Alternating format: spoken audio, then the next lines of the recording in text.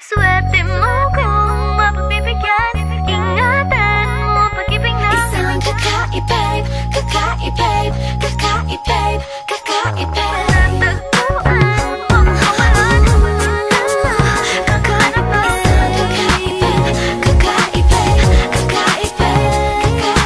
Simple walang ate, prende lang siya lagi. Pagkakasundo ng puso't utak nyo ay grabe. Kayang sumabay sa trip ng inyong tropa. Siya payat ang makatatalo sa'yo sa Dota. Di ka pahihirapan pa akyatin na ligaw. Kahit ang kaya mong ipakain na nga isa. Huwag kang magkakamali na pag-isipan siya ng cheat. Wala lang talagang kaso sa kanya kung mag-G. Marunong maglaba kahit wala sa itsura. Di na niya rin kailangan papamustura. At kahit na kanino mo dali nagpakilala na GGV ang lahat sa galing niya makisama. Di na nanakalat, di na mumulis ng cellphone yan. Pero magloko ka lang, lagot at mapipektasan. Oo, magaling siya makipagbiruan. Pero ang puso mo'y hinding-hindi paglalaroan. Swerte mo kung mapagbibigyan.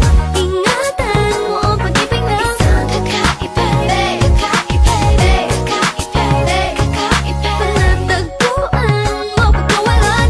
Minsan lang makahanap ng isang kakaibig, kakaibig, kakaibig, kakaibig.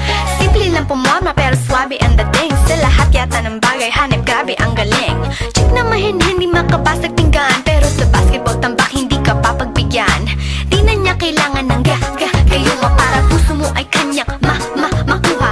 Di rin siya yung tipo ng babae na pantrip lang. Kung maluloko ka mag-isip ka please lang.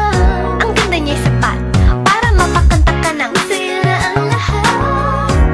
Okay lang yan but siguro kulang ka sa talino kung sa kanya'y di tapat. Na madali siyang palitan na papatunay ito na kailangan ng tabasan mga sungay mo. Kundi hindi siya nararapat sa buhay mo. Swerte mo kung mapagbibigyan. Ingatan mo ang pag-ibig na isang kakaibig, kakaibig, kakaibig, kakaibig. Panatagpuan mo pagkawalan. Minsan lang makahanap ng isang kakaibig, kakaibig, kakaibig, kakaibig. Di mo siya maririnig humingi ng tawad. nararamdaman mo na lang at magugulat at gagaan ng loob kaya siya ay walang katulad. Di siya yung